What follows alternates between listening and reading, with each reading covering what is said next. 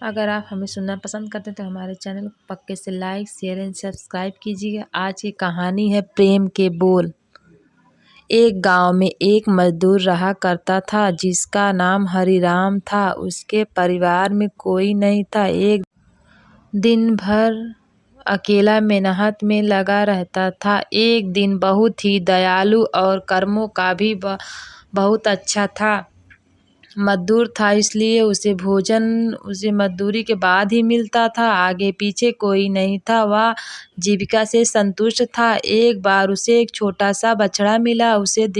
खुशी से उसे पाल लिया। उसने सोचा आज तक वो अकेला था, अब वो इस बछड़े को अपने बेटे के जैसे पालेगा। हरिराम का दिन उसके बछड़े से ही शुरू होता और उसी पर खत्म होता। वो रात दिन उसकी सेवा करता, उसी से अपने मन की बात करता। कुछ समय बाद बछड़ा बैल बन गया। उसी की जो सेवा हरिराम ने की थी, उस सेवा बहुत ही सुंदर और बलशाली बन गया था। गांव के सभी लोग हरिराम के बैल की ही बातें किया करते थे। किसान के गांव में बैल की भरमार थी, पर हरिराम का बैल उन सबसे अलग था। दूर दूर से लोग उसे देखने आते। हर कोई हरिराम के बैल के बारे में बातें कर रहा था। हरिराम भी अपने बैल से एक बेटे के तरह ही प्यार करता था। भले खुद भूखा सो जाए, लेकिन उसे हमेशा भरपेट खिलाता। एक दिन हरिराम ने स्वप्न में शिव का नंदी बैल आया। उसने कहा, हरिराम तुम एक निस्वार्थ सेवक हो।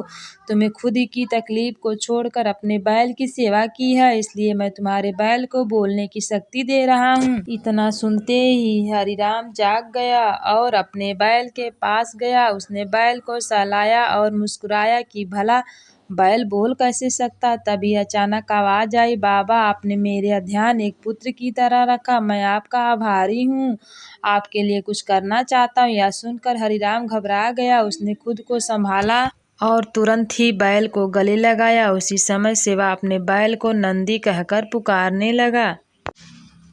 दिन भर काम करके आता और नंदी से बातें करता। गरीबी की मार बहुत थी। नंदी को तो हरिराम भरपेट देता था, लेकिन खुद भूखा सो जाता था। यह बात नंदी को अच्छी नहीं लगी। उसने हरिराम से कहा कि वो नगर के सेठ के पास जाए और शर्त रखे कि उसका बैल नंदी 100 गाड़ी खींच सकता है और शर्त के रूप में सेठ से 1000 मोहरे ले लेना। हरिराम ने कहा, नंदी तू पागल हो गया है, भला कोई बैल इतना भार वहन कर भी सकता है। मैं अपने जीवन से खुश हूँ, मुझे यह नहीं करना। लेकिन नंदी के बार बार आग्रह करने पर हरिराम को उसकी बात माननी पड़ी। एक दिन डरते डरते हरिराम सेठ दीनदयाल के घर पहुंचा। दीनदयाल ने उससे आने का कारण पूछा। तब हरिराम ने शर्त के बारे में कहा। सेठ जोर जोर से हंसने लगा, बोला, हरिराम बैल के साथ रहकर क्या तुम्हारी मति भी बैल जैसी हो गई है। अगर तुम शर्त हार गए तो 1000 मोहर के लिए मुझे अपनी झोपड़ी तक बेचनी पड़ेगी। आज सुन हरिराम और अधिक डर गया, लेकिन मुंह से निकली बात पर मुकर भी नहीं सकता था। शर्त का दिन तय किया गया और सेठ दीनदयाल ने पूरे गांव में ढोल पिटवाकर इस प्रतियोगिता के बारे में गांव वालों को खबर दी और सभी को यह अद्भुत नज़ारा देखने बुलाया। सभी खबर सुनने के बाद हरिराम का मजाक उड़ाने लगे और कहने लगे कि यह शर्त तो हरिराम ही हारेगा। यह बात सब सुनकर हरिराम को और अधिक डर लगने लगा और नंदी से घृणा होने लगी और उसे कोसने लगा। बार बार उसे दोष देता और कहता कि कहाँ मैंने इस बैल को पाल लिया, मेरी अच्छी भली कट रही थी, इसी कारण सर की छत से भी जाऊंगा और लोगों की थू होगी वो अलग। अब हरिराम को नंदी बिल्कुल भी रास नहीं आ रहा था। वह दिन आ गया जिस दिन प्रतियोगिता होनी थी। 100 माल से भरी गाड़ियों के आगे नंदी को जोड़ा गया। नंदी गाड़ी पर खुद हरिराम बैठ गया। सभी गांव वाले यह नज़ारा देख हंस रहे थे और हरिराम को बुरा भला कह रहे थे। हरिराम ने नंदी से कहा, देख तेरे कारण मुझे कितना सुनना पड़ रहा है।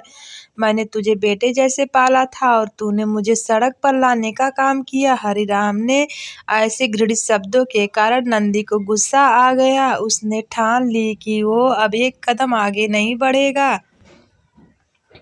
और इस तरह हरिराम शर्त हार गया। सभी ने उसका मजाक उड़ाया।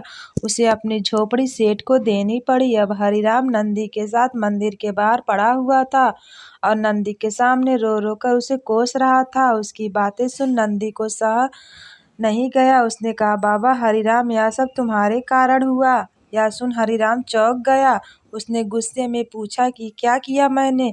तुमने भांग खा रखी है क्या? तब नंदी ने कहा कि तुम्हारे प्रेम के बोल के कारण ही भगवान ने मुझे बोलने की शक्ति दी। मैंने तुम्हारे लिए यह सब करने की सोची, लेकिन तुम उल्टा मुझे ही कोसने लगे और मुझे बुरा भला कहने लगे। तब मैंने तुम्हारे लिए कुछ नहीं करूँगा ऐसा ठान लिया। लेकिन अब मैं तुमसे फिर से कहता हूँ कि मैं 100 गाड़ियाँ खींच सकता हूँ। तुम जाकर फिर से शर्त लगाओ और इस बार अपनी झोपड़ी और 1000 मुहरे की शर्त लगाना। हरिराम वही करता है और फिर से शर्त के अनुसार 100 गाड़ियाँ तैयार कर उस पर नंदी को जोड़ा जाता है और फिर से उस पर हरिराम बैठता है और प्यार से सहलाकर उसे गाड़ियाँ खींचने को कहता है। और इस बार नंदी आकर दिखाता है, जिसे देख सब स्तब्ध रह जाते हैं और हरिराम शर्त जीत जाता है। सेठ दीनदयाल उसकी झोपड़ी और 1000 मुहरे दे देता है। अगर आपको मेरी कहानी अच्छी लगे तो लाइक कीजिए, शेयर कीजिए, चैनल को सब्सक्राइब